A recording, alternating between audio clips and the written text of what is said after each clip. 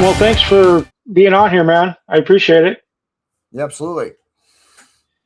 It was fun doing your show. Definitely look forward to doing it again sometime.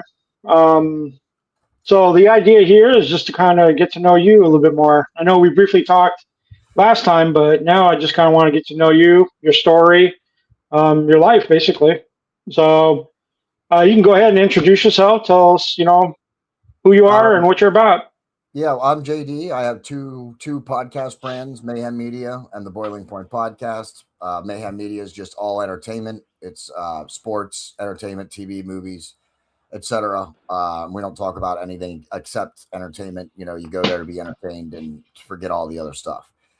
When you want to deal with real world stuff or whatever, that's what the Boiling Point Podcast is for. It talks about politics, local, state, more local and state in the last couple of months than national stuff, but we do that also. And we also do like human interest stories, and I have various series about health and a whole bunch of stuff. We have a whole bunch of content on the Boiling Point Podcast. Nice, very good. And I was a guest on your Boiling Point, which was fun. It was one of the Yeah, first ones I ever did, and I'm starting to like this stuff, So this will yeah, be interesting. yeah, absolutely. That's you came on the Boiling Point Podcast because what we were talking about you and your shows and podcasting and stuff, and I figured it might fall a little bit more under the Boiling Point Podcast brand than the Mayhem Media one. So, but I'll keep you posted on the Mayhem Media episodes as well, and we'll get you on one of them too. Oh, definitely for sure. I actually did something like that, similar on Friday. Actually, yesterday it was kind of similar. They were going over fictional dads, so it's kind of like a draft thing. Everybody Cool. picks three, can't pick the same one. So and there's like six people, and we all kind of. It was fun. It was the first time I ever did something like that. So I was like, you know what, this is I love talking about serious stuff, but I also like having fun and talking about just pulp culture stuff. That's what Mayhem Media is for. It's the Boiling Point Podcast is closer to being a real business than the Mayhem Media side is. Though I have, it's hard to say because I have assets under both at this point. I'm not wearing the shirt. I'm just wearing one of my regular Mayhem Media shirts today. But the other day I had on my Mayhem Diamond, which is a collaboration we did with Austin and Scott Diamond. They're two independent wrestlers, father and son. Nice. Shout out Austin and Scott Diamond. Go check them out on Facebook. But they're like our brand ambassadors. I have the exclusive rights to make and sell their merch on my storefront. So Nice. to say that I'm not making ends with both of my brands would be false. The Boiling Point Podcast is monetized on Facebook, has more followers, gets more viewers. It's the bigger of my two brands. But I have assets under Mayhem Media that are good too. So to say that they're that one is not doing good or the other one is just a drag or something would be false. Oh, gotcha. Understandable. Very cool. So let's start at the beginning. Your childhood. How was your childhood, family, that sort of thing, growing up? Well, having a disability, your viewers probably can't. I don't know if you can't see the wheelchair I'm sitting in, but I have Arthrogryposis Multiplex Congenita, or AMC for short. It affects the muscles and the joints during development in the womb. So my childhood was different, likely than most other people's. I spent some time in the hospital, various surgeries and stuff to see what could be fixed and what couldn't be fixed. Back in 1983, they really didn't know, not nearly as much as they do about arthrogryposis as they do now, obviously. So they did various surgeries and stuff and released several joints. I've had both my hips released and my heels. Most of my other joints are pretty fused, meaning that there's little to no movement in them. So, but my childhood was good. Like I had a great childhood. But, my mom and dad didn't stay married through my whole childhood, but it was, I still had a great childhood. Both my mom and dad were good. They taught me the right things. They taught me right from wrong. And I had friends. I went to public school.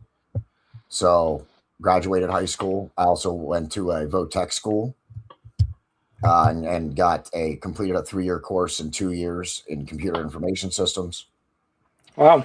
So yeah, I had a great childhood. There wasn't any part of it that I would say is a bad or anything like that.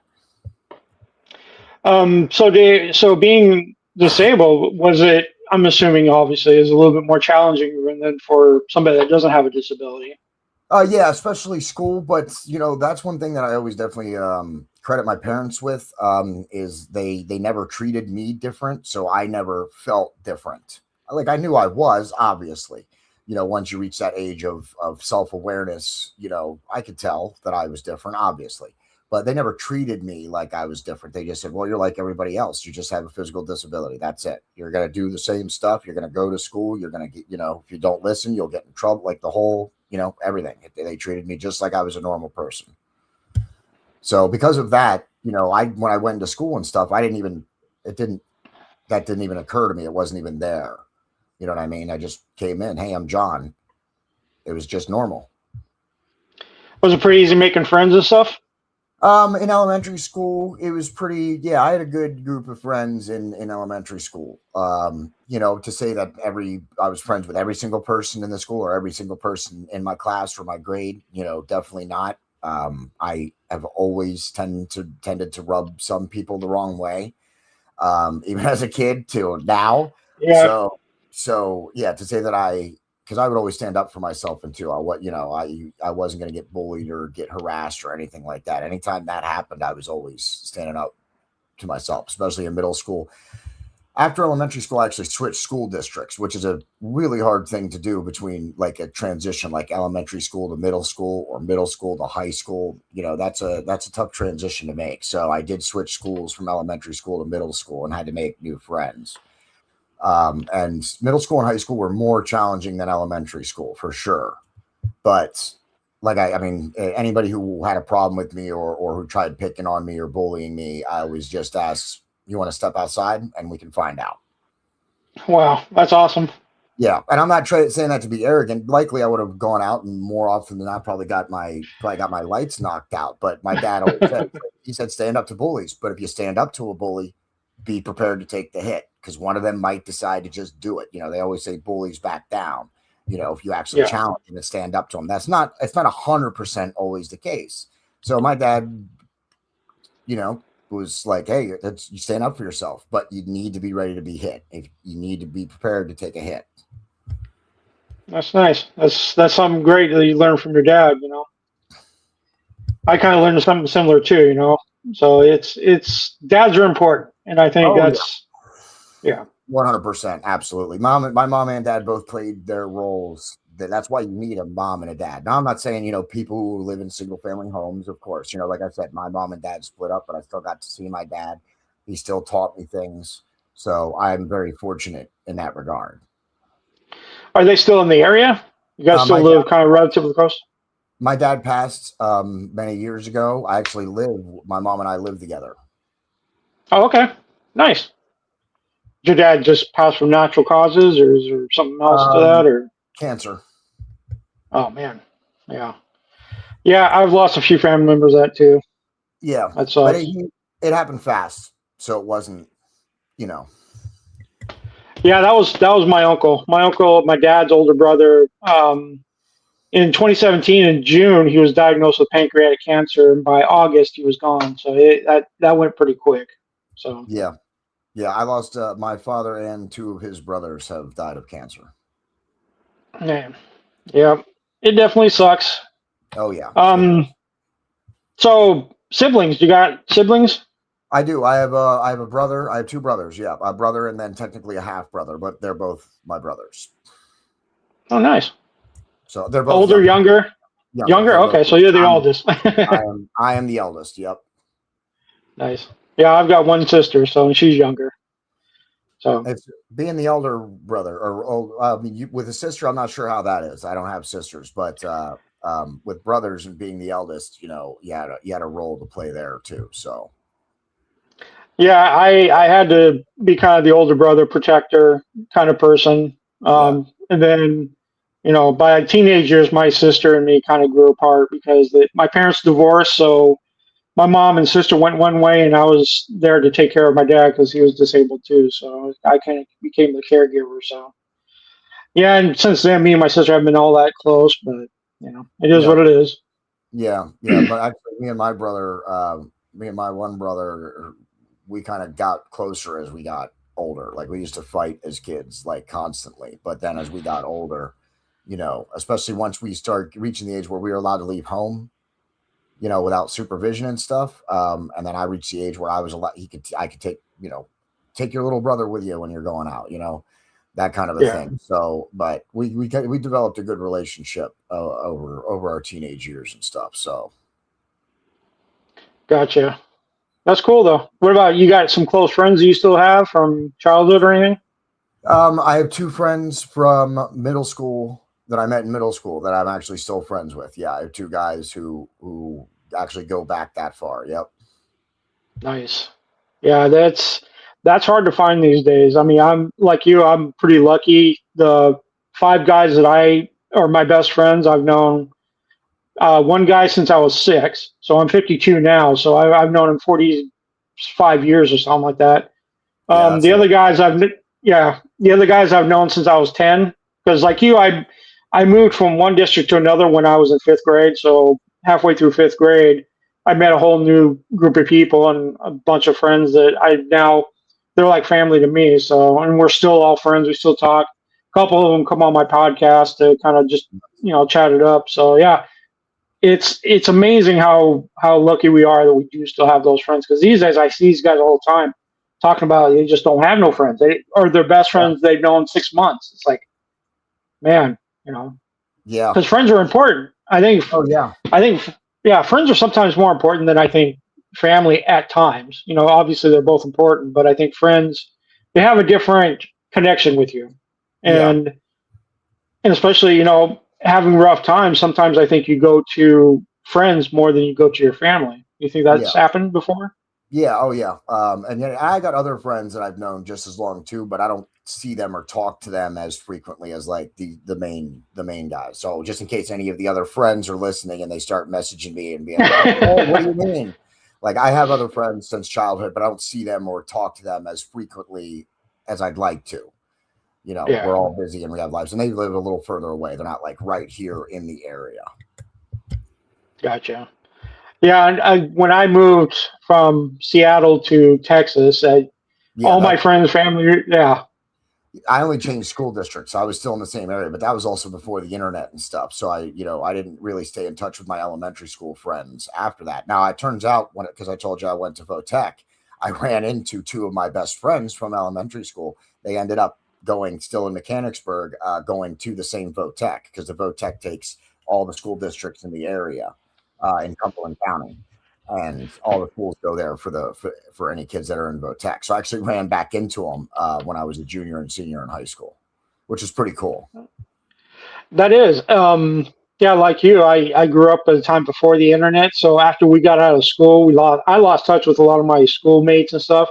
But thanks to the internet, I talked to a lot of my schoolmates from elementary, junior high, and high school still today. You know, I see them online. I got hundreds of them that I'm still in regular contact. I see them on Facebook, and actually one of my buddies I actually met or got back in contact because we lost contact for I don't know about 10 years. And there's this website called Classmates, and he saw me on there and he sent me a message, and I said, "Hey, dude, I haven't seen you since like we were so on, you know." And got back in touch like we hadn't lost a beat, you know. And it's like, man, that is one good thing I do love about the internet is just it just lets me talk to my old classmates that I grew up with, you know.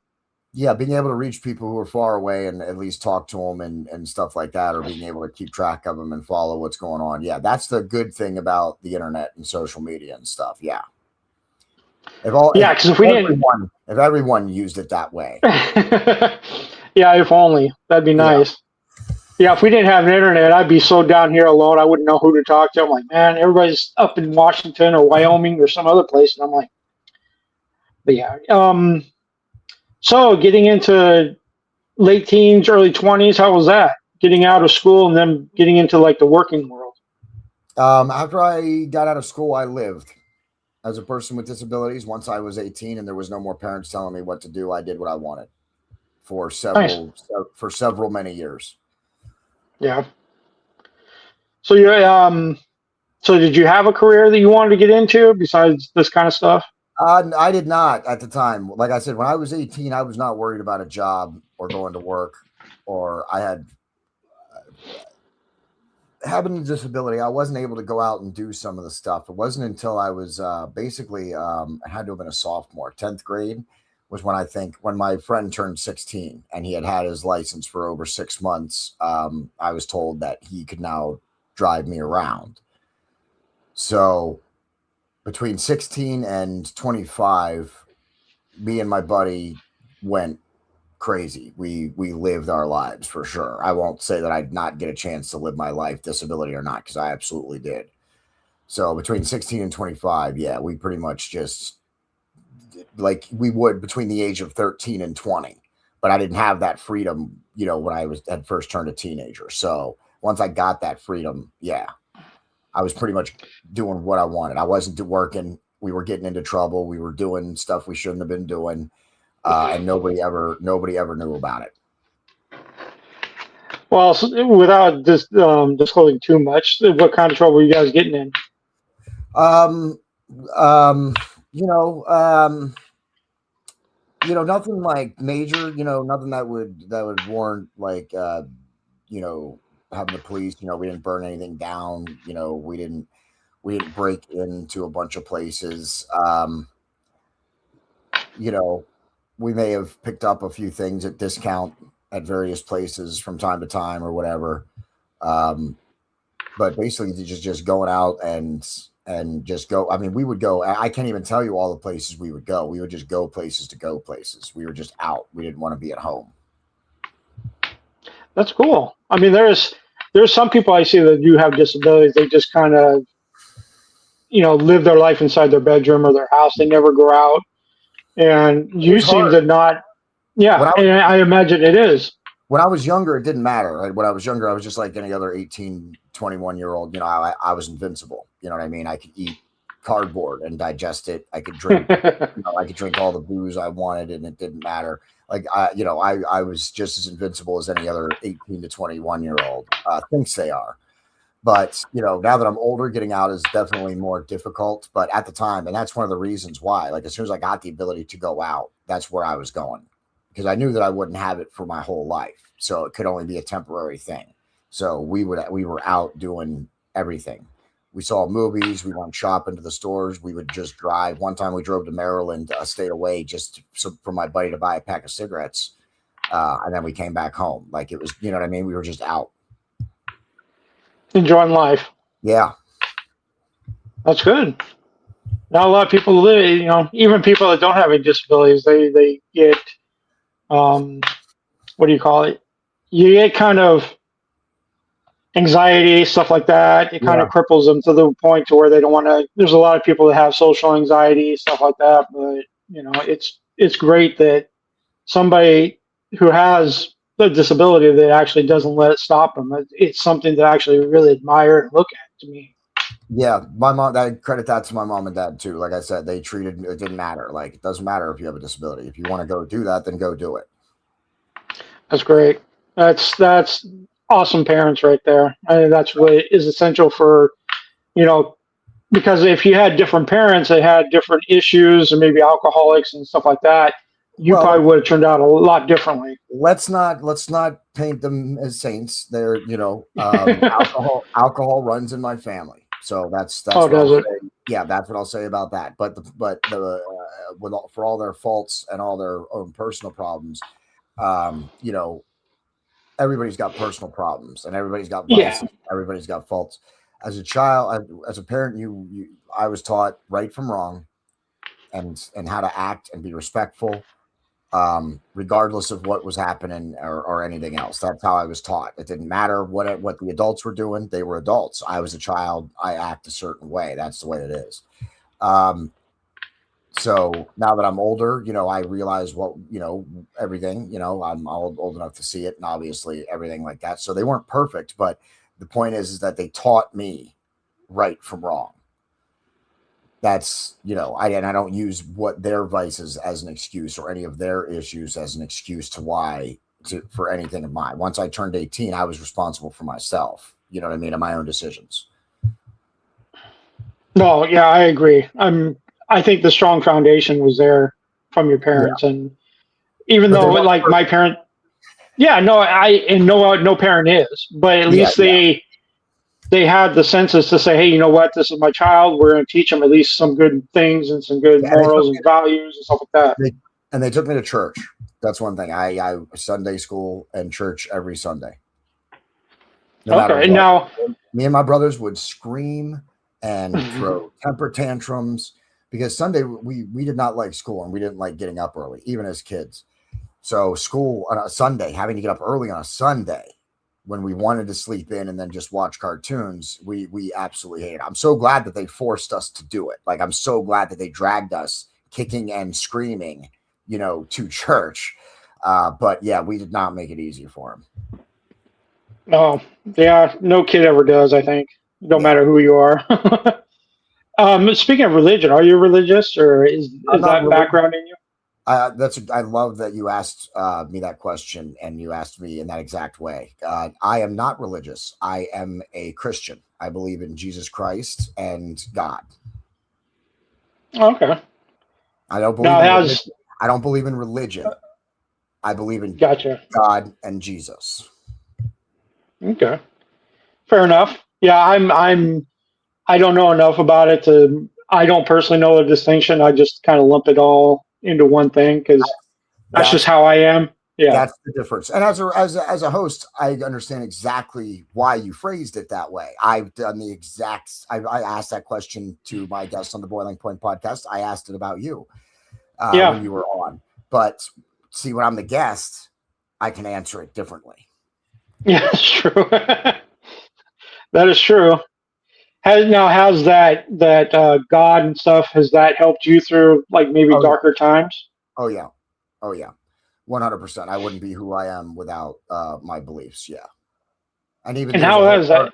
there was a whole part of my life where I actually rejected my beliefs. Not like I always knew God existed. I've never once not believed that God existed. But I Yeah, also, for many years, like I said, especially when I was a teenager, late teenager and stuff, I was not living by God's rules or by his what he wants from us. I was doing the opposite. I was a heathen. Which no, was makes that by you choice? oh yeah, oh yeah.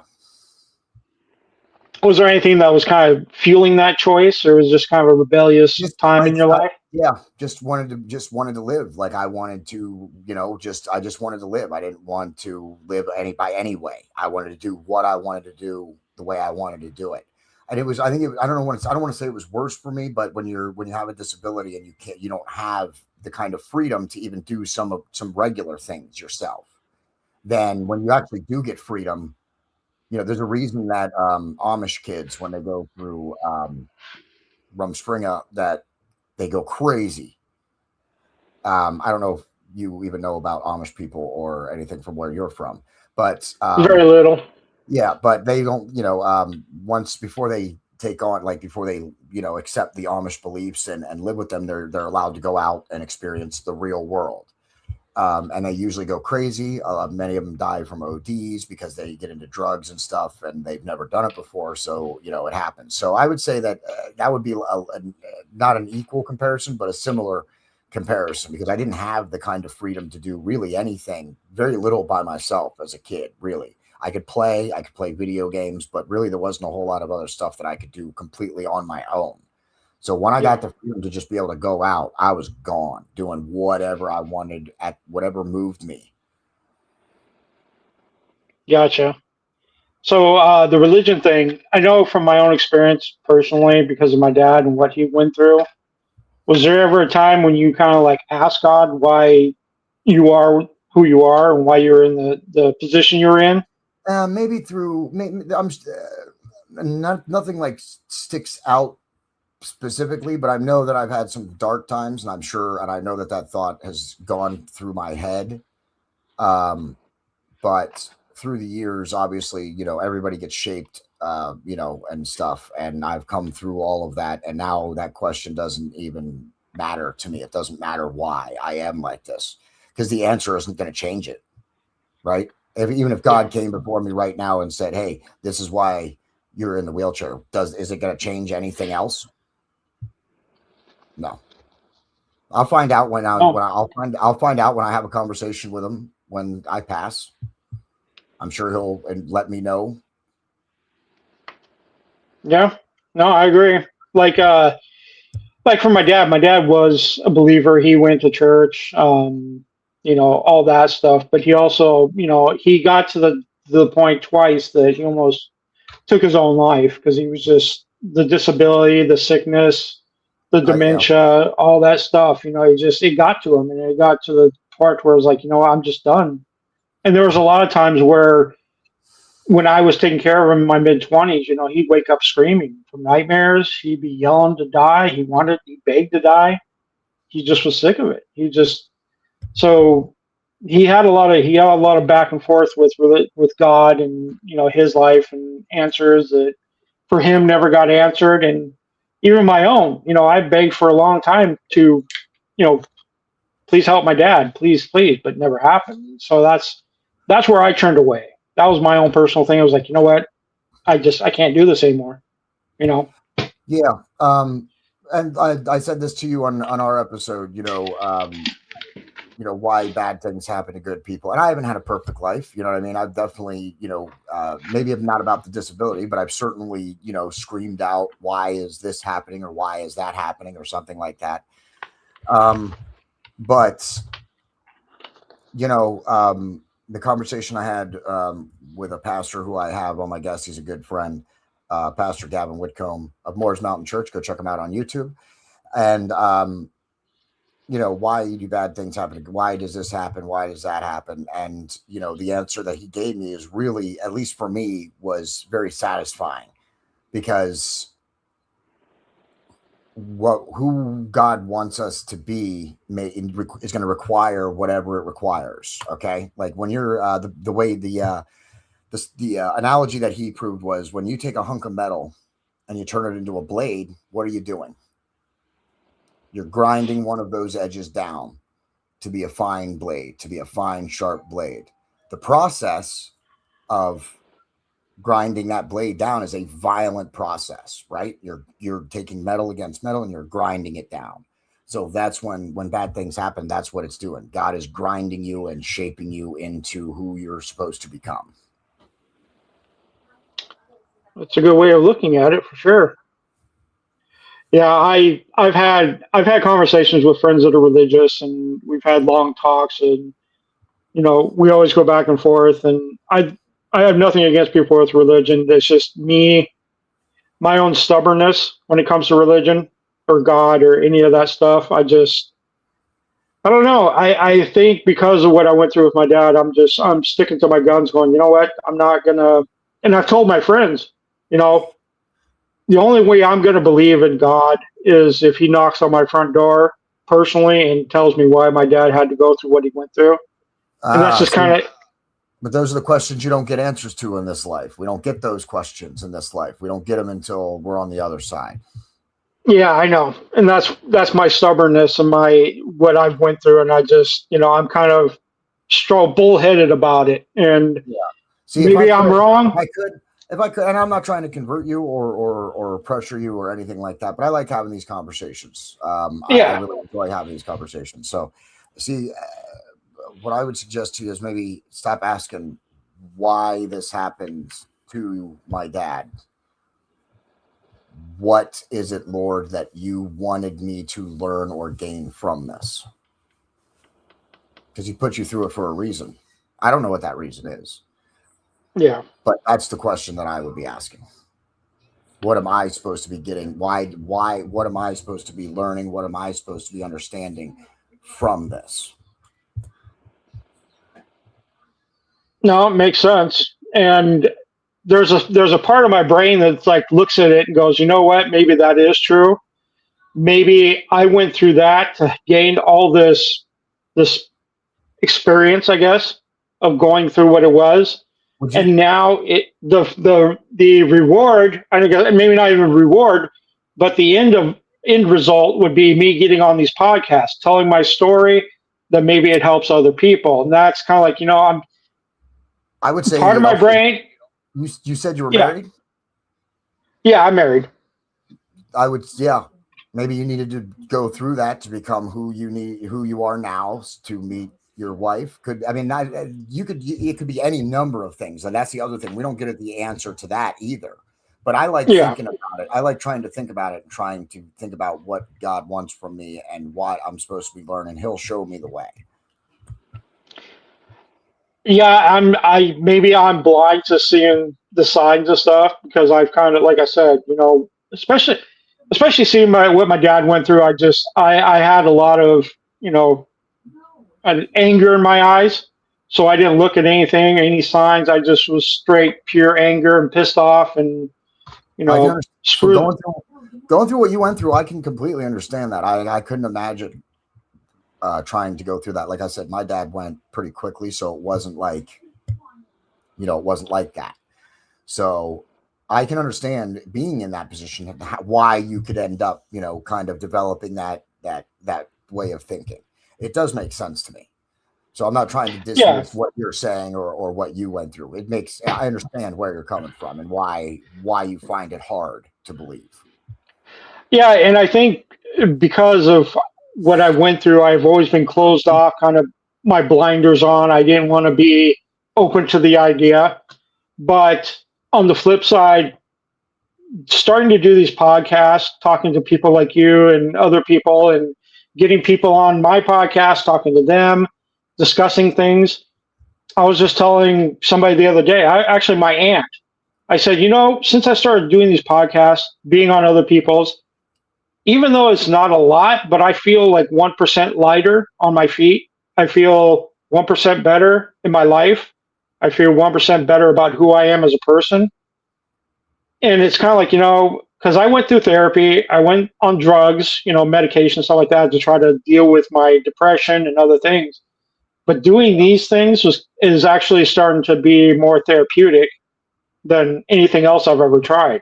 And it's like, maybe I went through the last 45 years of heartache and depression and watching my dad be pulled apart for 35 years to now maybe I'm going to start living my life and I'm going to start understanding things better.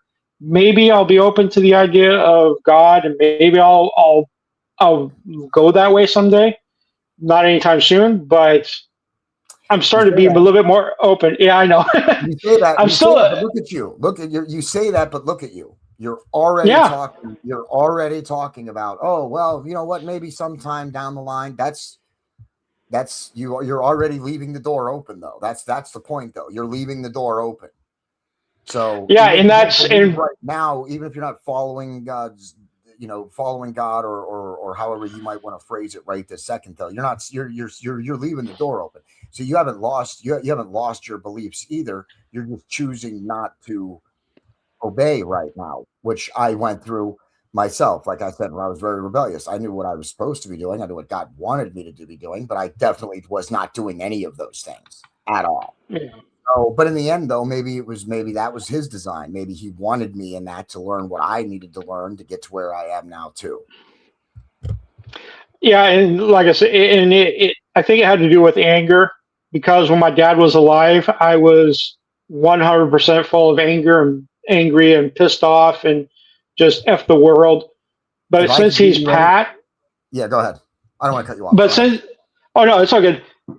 Since he's passed, I don't have 100% anger in my life anymore. I have probably 20%, 15%.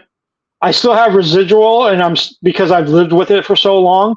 But my soul, I guess, my heart, my life is lightened because I know my dad's no longer suffering. I'm not visually seeing him being pulled apart by this disease. And so I'm kind of like, I feel better about my life. I think I'm finally able to move forward and let go of a lot of regret, guilt, anger. And so that's where I'm kind of like at now. And it's like, and it's getting better with each passing day. And I think that had a lot to do with it. Yes. Anger, sadness. These are the paths to the dark side. Yeah. So I want to throw a little Star Wars in there for you too. I completely. My best advice to you would be to try and get rid of anger. Anger takes way too much energy and effort. It's just it takes so much energy and effort to be angry, and it's just not worth it. Yeah. Yep, I agree. I got a lot of experience in it too, and it's one of the things I'm over the Me last few too. years. Yeah, and over the last few years, I kind of started realizing what was driving me through my life. Because back then I was kind of blind. I didn't care about anything. I was just like, you know what? I'm just going to live life and let the chips fall where they may. But since my dad's passed, since I've kind of moved away from Washington, which is another whole another thing, I kind of opened my eyes. I'm a lot lighter. I feel better. I'm less angry. Now I'm actually able to start to look back at my life and go, you know what? I'm analyzing things. Well, why did I do this? Well, it's because I was pissed off at the world. I was pissed off Yeah. at life. This world made my dad sick, and why was I going to be happy about it? So, but yeah, anger, and that's one thing too. Somebody asked me about it, and I was like, you know what? The one thing I would tell people is just don't buy into your anger. Don't feed it. Yeah. Because it's gonna ruin whatever chance of happiness you're gonna be. Because that's one of the whole reasons I started this podcast, my own podcast. I'm like, you know what? I'm going to try to help other people out because I've been in a lot of different shoes. I know what it's like to be angry at the world. I know what it's like to be pissed off. The world's not fair. I understand that. But if you feed into that anger and you let it dictate your life and make the decisions for you, nothing good is ever going to come out of it. And I Yeah. wasted 47 years of my life being in that state of mind when I see all my friends, friends I grew up with, they had families, they made money, they got careers. I never had a kid. I never had kids of my own because of that anger. I said, you know what? I'm not going to bring kids into this world because I don't want my issues to become theirs. And then they just continue on that line of thinking, and that basically my burden is going to become theirs. And Yeah. so I made the choice, a long time ago. I'm like, I'm not having kids. I don't want a family because I'm going to screw them up. I already knew that, and I was like, I'm not fit to be a father. And then that also comes around. I was going to ask you too about relationships. How has relationships been for you? Dating, Uh, relationships. yeah. With the disability, yeah, I wouldn't say that again, when I was younger, not so much now, but I'll also not like, I'm sure I could go out and, find girls and have physical relationships or whatever, but I'm not, that's not what interests me anymore. If I'm looking for somebody, I want somebody that's going to be with me for a long time, like a partner. That's what I'm looking for now. When I was younger, I was, did what everybody else did, man. I was just as active as anybody else was back in the day when I was younger. You know what I mean? So I did have a couple of serious girlfriends, one real serious girlfriend that I was planning on, eventually maybe getting married or whatever, having a family and doing that. Thank God. Thank you. Thank you, God. That did not happen.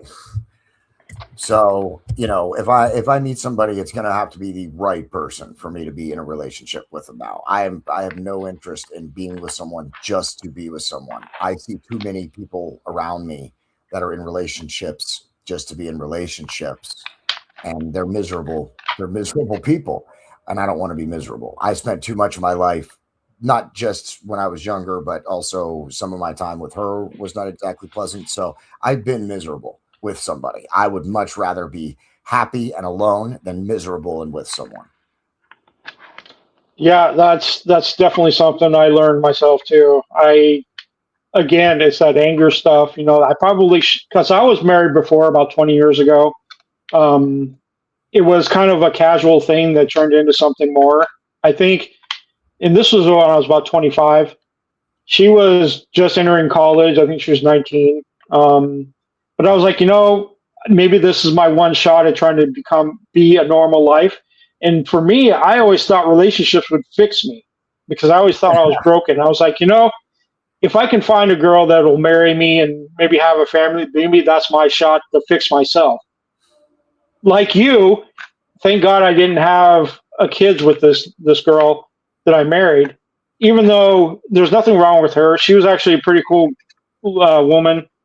I cared about her. I loved her. She was a good woman. But I'm glad we didn't have kids because I knew I was going to end up being divorced because we got married and then 18 months later we got divorced. It was just Yeah, we tried counseling. definitely probably a good idea Yeah, to have kids. And that's I didn't have kids either, and I'm grateful for that. But that's because it was not we were not in a good relationship. It was not a healthy relationship at all.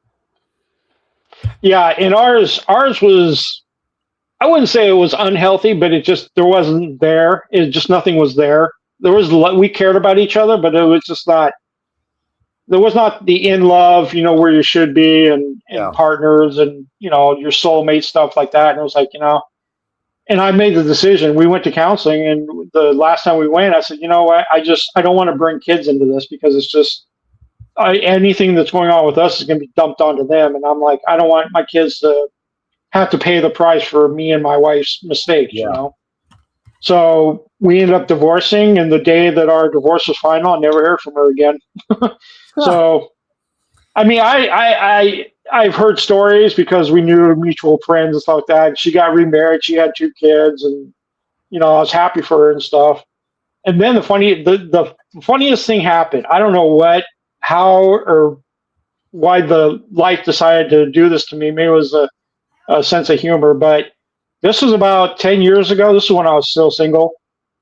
I was on this dating site, and they do kind of an automatic matches sometimes. And her picture popped up on one of my matches. I'm like, what the hell? Seriously?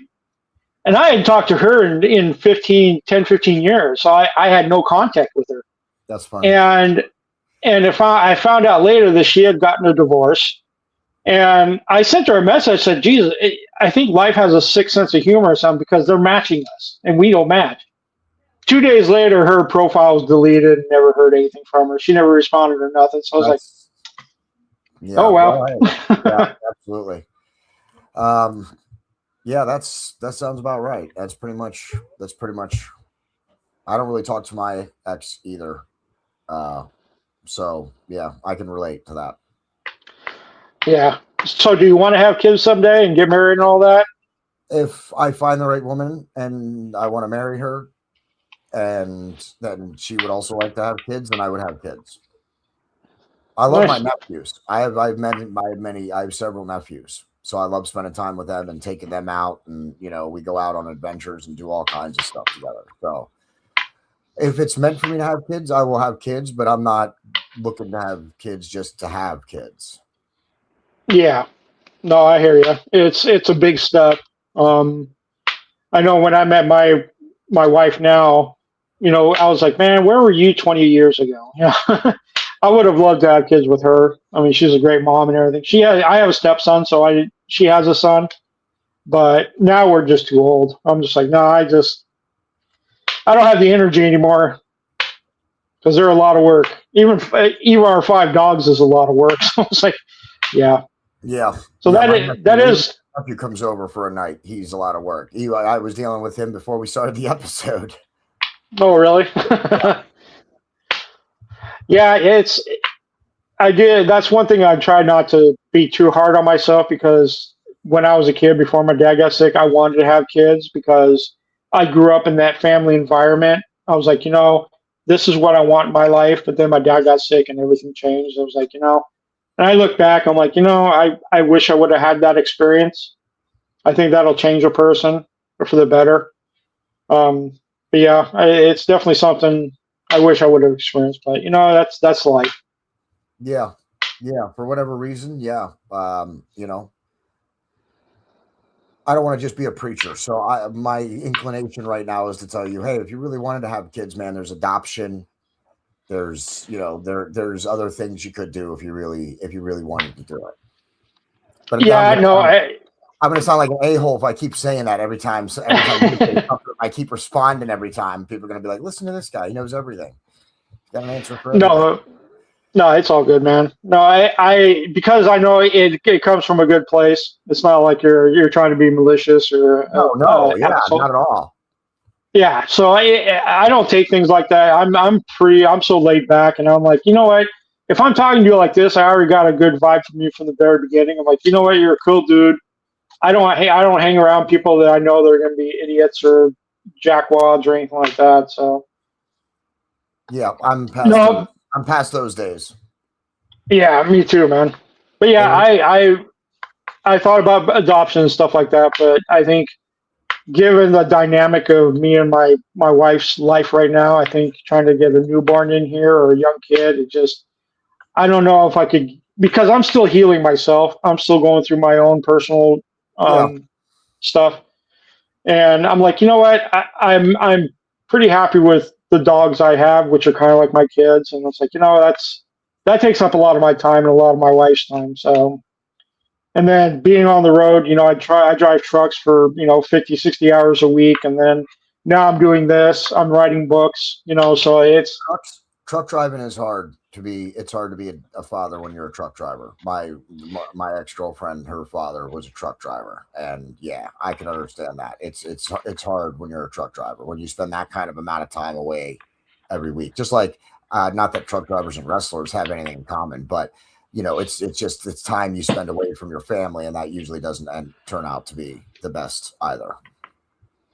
No, my grandfather was a truck driver for, geez, like 35, 40 years. And he told me, don't burn your time with your family being out on the road because you'll never get that back. And it's one of the things that was like, okay, well, since I was single at the time when I started trucking, I'm like, you know what? I don't have a family. I don't have kids. I'm not in a relationship. I'm single.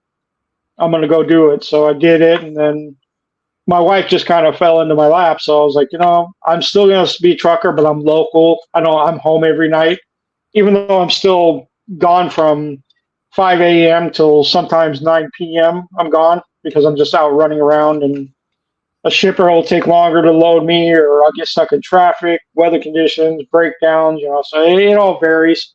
Yeah. But no, that's definitely another thing. So now, how old are you right now? I am 43. 43. Oh man, still a young guy. I'm in Still my making prime. it. You're in your prime, man. That is definitely for sure. I do miss my 40s. And then today, what do you besides the two podcasts? What else? You got anything else? Projects, hobbies, things you got going on? I color behind. You can see the stuff on the wall behind me there. Oh, They're okay.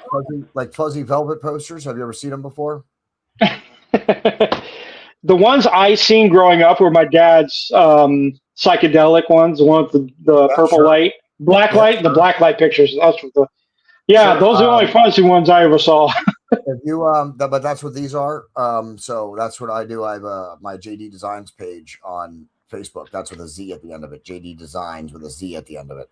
That on Facebook, I sell these as well. I actually started doing this before I started podcasting. I don't do it as much anymore because I don't have time for it. But I do enjoy like I still enjoy coloring. I just need to. I just don't always have time to do it. But I do enjoy doing it. But it's not like a business. The Gotcha. only reason I started selling them was because I started acquiring so many of them. Because I was just I have too many, so I have to sell some. So I've sold quite a few. I've sold quite a number of my posters. So Nice, dude. yeah. That's awesome. Yeah, I'll have to check that out because if you got any kind of automotive ones, I'm definitely adding stuff to my garage every day. Automotive ones, I'm not sure. I have lots of white ones. Make sure you look at the white ones too, because if you like even one of the white ones and you want me to color one of the white ones, that's why I have pictures of the white ones up there in case anybody wants to make a request and say, hey, can you color this one? Because I have a whole bunch. I bought a whole bunch before I ended up starting the podcast. They were running a sale where I get them from. And you know what? Shout out Stuff to Color, stufftocolor.com. Go check them out. That's where you can buy these fuzzy posters.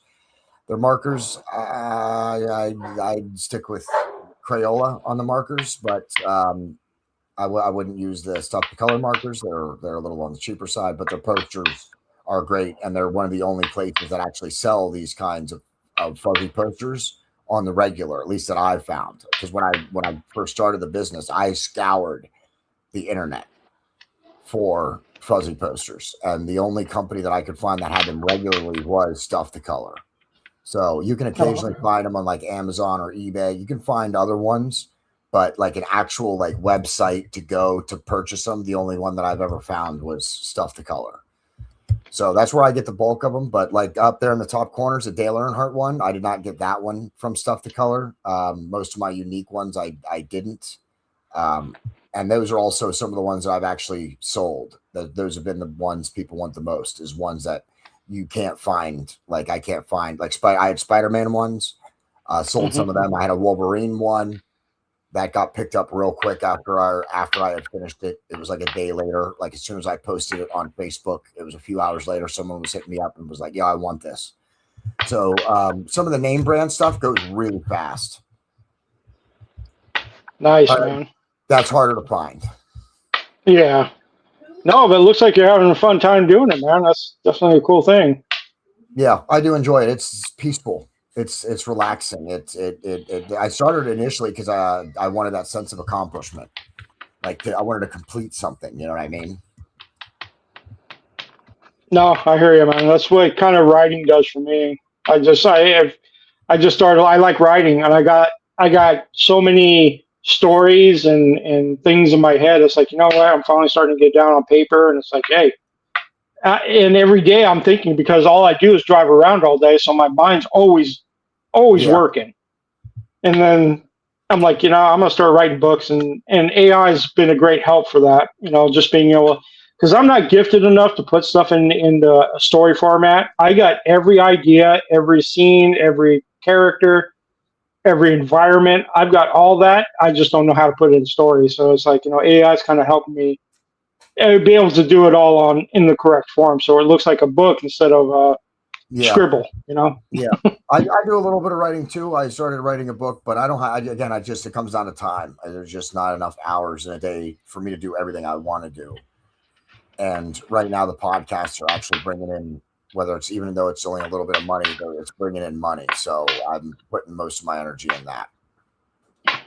Yeah, I'll have to pick your brain later on one of these days about that whole thing, because since I'm new to the whole podcasting thing, it's like, I'm still learning.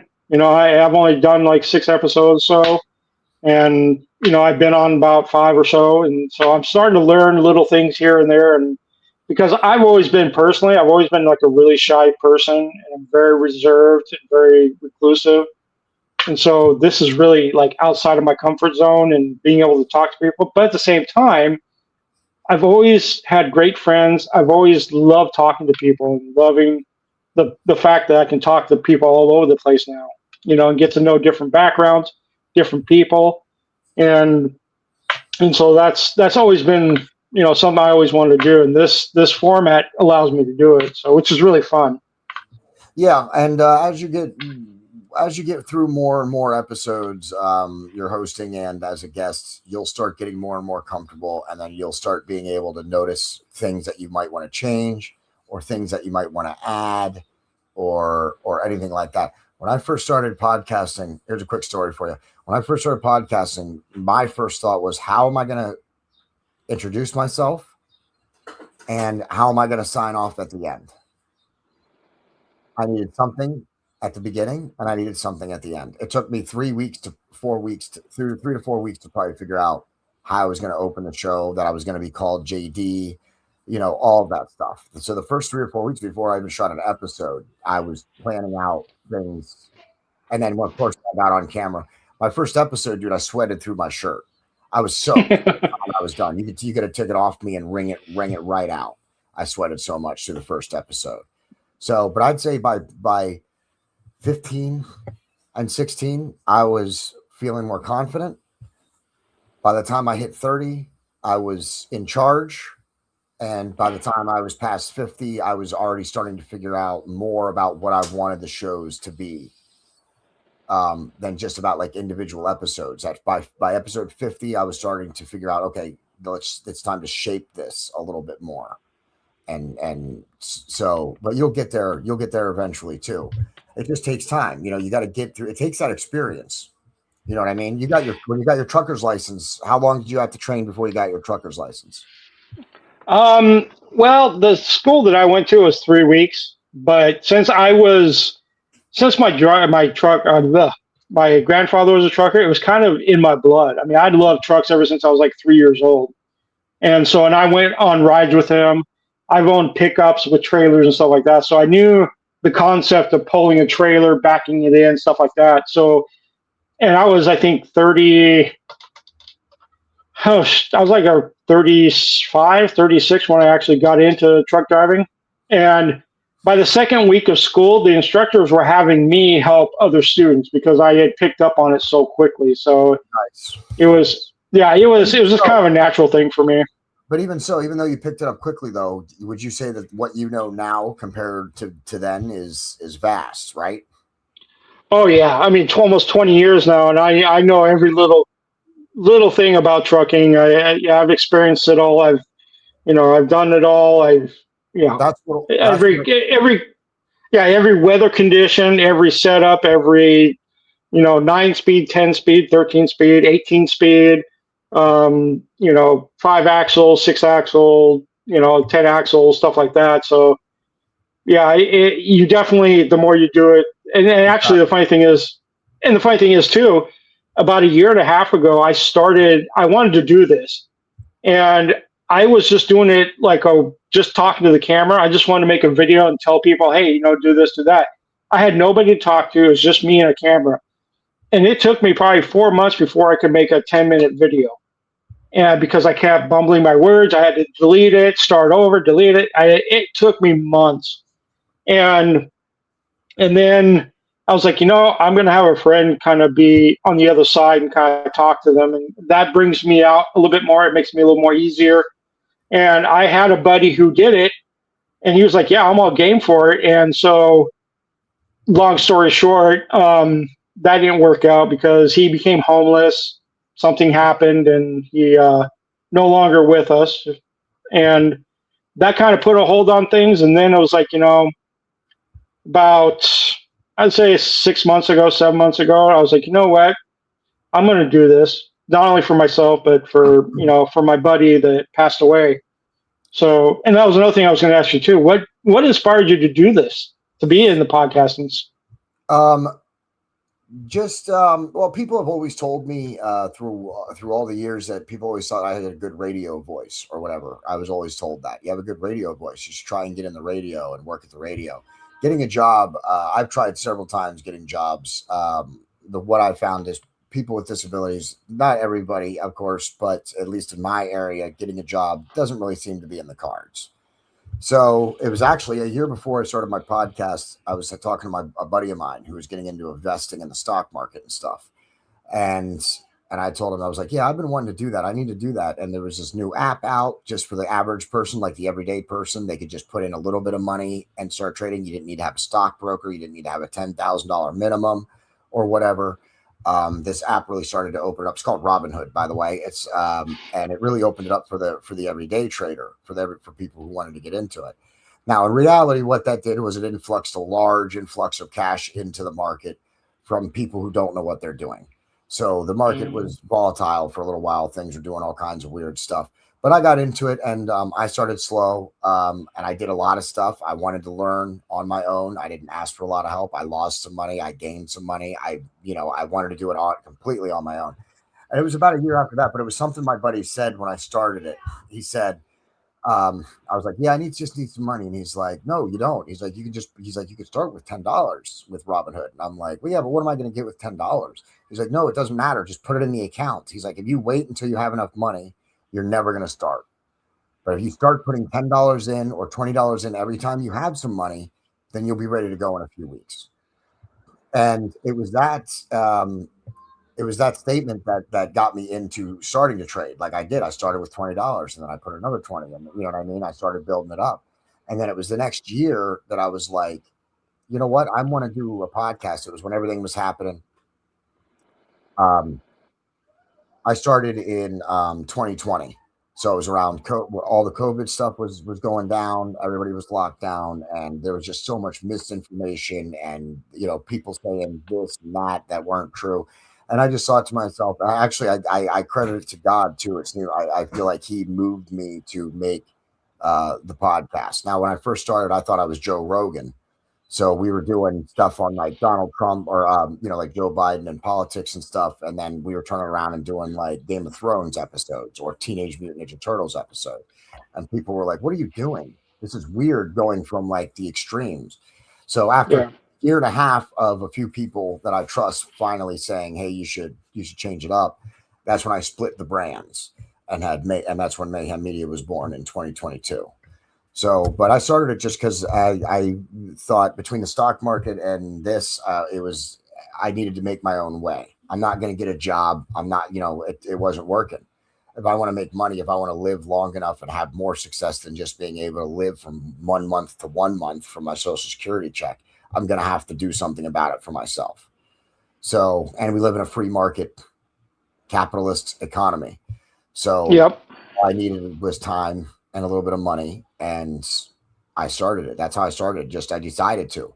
For anybody listening who wants to start something new or try something new, you do it just by starting it.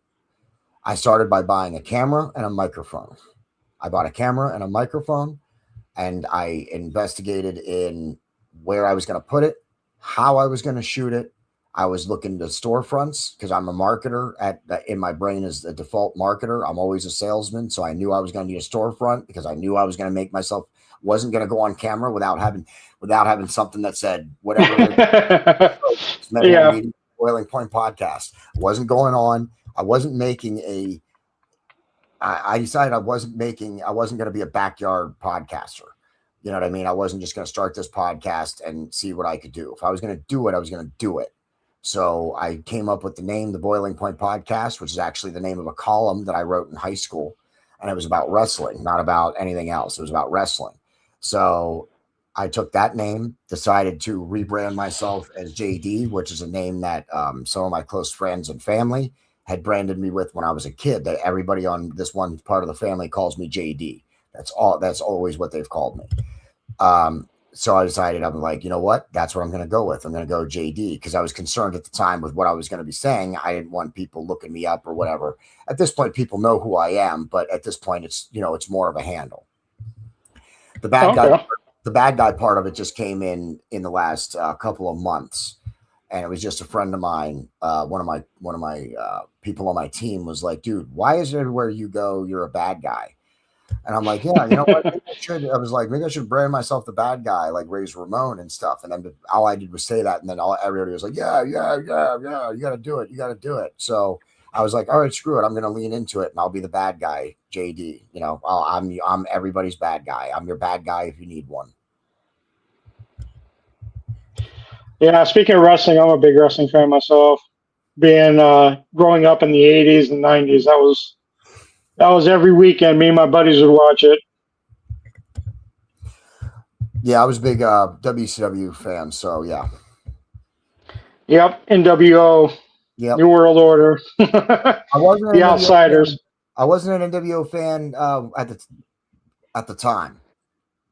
It wasn't until I got I was always on Team WCW. I was one of the weird kids who didn't side with the NWO. I was on Actually, let me be honest with you. I was on Sting's side. I wasn't on when all that happened. He became the Crow. I was on. I did cheer for WCW, but ultimately I was on Sting's side. If he would have chosen to go to the NWO, when he did that fake NWO thing where he joined the NWO, I couldn't believe it. I didn't know what I was going to do with myself. Luckily, that only lasted a week because a week later, uncensored, he came down and beat everybody up. So, but yeah, I was a Sting guy, so I was with wherever Sting was. Yeah, I remember those days. We liked the NWO because they caused chaos and it was something different. It wasn't the run of the mill bad guy, good guy. These guys were just wreaking havoc everywhere. And they actually started the whole backstage antics and doing stuff and crazy stuff, and it just got really out of hand at points. But it was like, okay, that's what we like. We like the drama. And so it was like, we like these guys because they're stirring up things. So for me, I'll never forget the first time WCW as a whole started coming down and fighting the NWO, because they were coming down destroying the main event every week, right? The show was power bombing people and outsiders edging people and Hulk Hogan doing the leg drop or whatever, right? Like they were getting the upper hand every week after week after week. I remember the first time, I don't remember how the match started. I just remember seeing people like Juventud Guerrera and William Regal and the Harlem Heat and the style. Like I just remember people from WCW all of a sudden started filling the ring and taking on the NWO. So that to me definitely stands out when WCW started answering back and actually banding together. That's when I was that's really when I was hooked.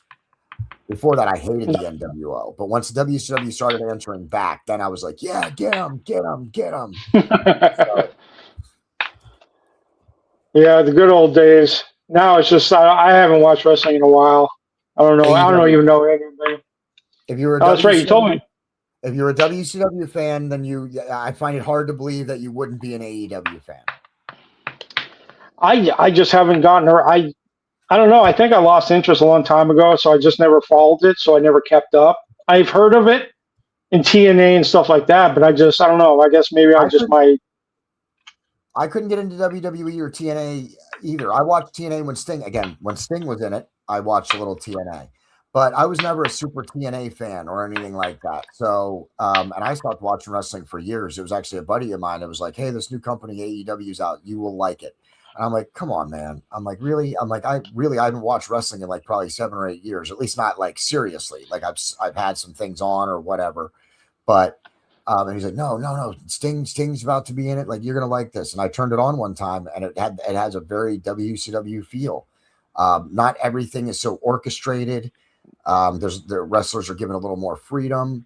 It's like WCW, but except this time Tony Khan is actually in charge. It's not like a corporation is in charge that's going to end up screwing up stuff. Tony Khan's in charge, and while he's not doing everything perfectly, he's given the right feel. It's the kind of wrestling I like to watch. I'm not a WWE fan. I've never been a WWE fan, ever. I've watched WWE, but to call myself ever a real WWE fan, no. I was a Hard Foundation fan. I liked DX. I'm an Undertaker fan. I like wrestlers. I like some of the matches that they've put on. But to sit and watch it week to week, I was never that much of a fan. I never cared that much about WWE. And it's just because I don't like the product that they put on. There's nothing wrong with it. If you like it, watch it. But it's not for me. I don't like the production. I don't like sports entertainment. I like professional wrestling.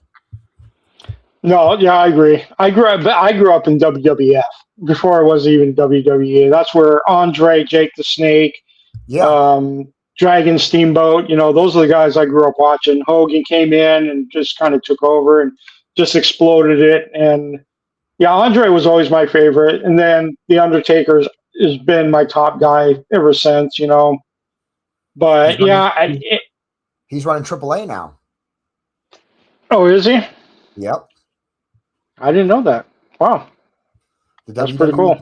Yeah, the WWE bought AAA, and Undertaker's down there taking care of it. He's listed Mark Calloway on the credits as the executive producer, and all the head stuff. His name's listed like 2 or 3 different times in the credits when they roll at the end. Wow. Yeah, I know. I'm pretty sure he lives down here in Texas, not too far from me. I think down past by Austin. I think he is somewhere down in there. So I think he's spending a little bit more time in Mexico these days. Yeah. So before we take off and end this, this whole show is kind of based around giving advice to guys and younger men and stuff like that. What kind of insight, advice, experience, wisdom would you kind of give the guys out there listening? In what? Just in general, or about just in general? Maybe struggling, if they're struggling with stuff, how would they handle it? Just kind of like a hashtag God, family, country, in that order. That would be my advice to just general advice to anybody. God, family, country. Your priorities should matter. Yep. So those are very, very strong and good things to believe in. People who are having problems. Everybody's got problems. Focus yourself and figure out your priorities, and then handle your priorities. That's how I've been living my life the last 10 or so years, and my life has been getting better, since way better since from 10 years ago. So that's you just do what you got to do, and then find enjoyment wherever and whenever you can, whatever it is, and whenever you can. You have to enjoy life. So enjoy life, get your responsibilities done, have some enjoyment, and everything else put into God's hands. It's a good message. Well, my friend, it's been fun. Definitely will do it again and Yeah, sure. do some of Anytime you your, ever want. yeah, and your mayhem one. Definitely would like to be on that one. I know Yeah. I just started, I knew I started a new segment on mine, and it's called My Two Cents. It's about general topics and stuff like that. I'm kind of start to like your mayhem one. I'm kind of delving into something outside of just talking about personal things and stuff, and just having more fun with it because this is because I drive trucks. This is kind of more of a hobby for me. If I get monetized, cool. If it makes it somewhere, cool. But at the yourself, and it's really enjoyable, and I think it's adding more enjoyment to my life. And this is just a hobby for me, so it's definitely something I love doing. So If it's just a hobby, then definitely just treat it as such. If it's just a hobby and you just want to have fun with it, then that's how you should treat it. Don't take it too seriously. That's what I have the Boiling Point podcast. I have Mayhem Media. Both are going to have potential to become businesses one day, but Mayhem Media always stays fun. As soon as it's mhm. not fun, then I'm not going to keep doing it because I know I'm supposed to be doing the Boiling Point podcast. So that's not ever going anywhere, regardless. But Mayhem Media is a bonus. And so that's why I keep it fun. Even just recently, one of my guys, he's had to take a step back. But I was going to be putting him in charge of all the wrestling content. Well, he had to take a step back. So I decided, well, then guess what? It was way too much for me to try and take on. So I scaled back. Mayhem Media scaled back its wrestling content. We're doing some AEW coverage now, and that's it. We're not even covering WWE. We're going to do prediction shows for AEW. We'll have a recap show, probably maybe once a month, about what's going on in AEW, and that's it, because it was way too much to try and take on with everything else that I'm doing. And I was like, no, this is too much work. It's way, way, way too much work. So we are scaling everything back. We're scaling Yeah. everything back. So no more weekly wrestling shows, no more weekly wrestling shows, and then prediction shows, and then watch alongs, and then post reaction shows. No, we're cutting all of it. So we got two, maybe three wrestling shows at the most a month, and we haven't even been doing that. We're just starting to transition into AEW coverage. So tomorrow, actually, tomorrow when we're shooting this, I don't know when you're releasing it. Tomorrow, from when we're shooting this on Sunday, the 28th, then we are going to be doing a prediction show for the AEW pay-per-view. It's going to be our official kickoff to our AEW coverage. Oh, So okay. that's the thing. If it's a hobby, treat it as a hobby and keep it fun, because as soon as it gets too much, you won't want to do it anymore. So definitely keep it. If that's what it is for, then definitely that's how you should try and keep it. Yeah, and that's kind of the idea. That's why I had my friends on first, and it's like, I'm just gonna have fun with this. Yeah, and if you want it to become real, because there's podcasters out there that think they can make 5 episodes or do a couple of episodes and then they're going to get rich off of it. Guess what? Everybody and their brother, anybody with a phone is a content producer these days. You, Yeah. you're not you're not any more special than the dude filming the birds in the park that got 5.2 million views on YouTube. You know what I'm saying? Like, everybody's a Yeah. content producer now. So if you really want that, then find whatever it is you want to do and then stick with it and just keep going. And never listen to other people. Oh, I agree, man. For sure. Wise advice. So where can they find your shows at? Mayhem Media, we're on Facebook, YouTube, and Rumble. Just search Mayhem Media or Mayhem Media Inc., and you'll find the Mayhem Media, Facebook, YouTube, and Rumble. And the Boiling Point podcast is the same thing. Facebook, YouTube, and Rumble. Those are our primary channels, and you can find just by searching the Boiling Point podcast. Cool deal, man. I appreciate you coming on. Absolutely, man. Anytime, man. And like I said, we'll be in touch. We'll have you on another episode soon, too. So, For sure, man. collaboration makes it easier to get content out. You know what I mean? And it's better, right? I mean, conversations, some stuff, sure, I can understand, depending, like if you're just trying to talk about something specific, then yeah, just you and the camera, then you can get your point across real quick. But if you're looking to Yeah. have like a conversation or a longer episode or something, conversations are always going to be better content, I think. Oh, I agree. That's why I switched from trying to just talk to the camera into trying to talk to friends and people. It's a lot more enjoyable. And now, like for me, I'm starting to meet new people, which is kind of getting me out of my shell. So it's such a blessing for me. So There you are talking about blessings again.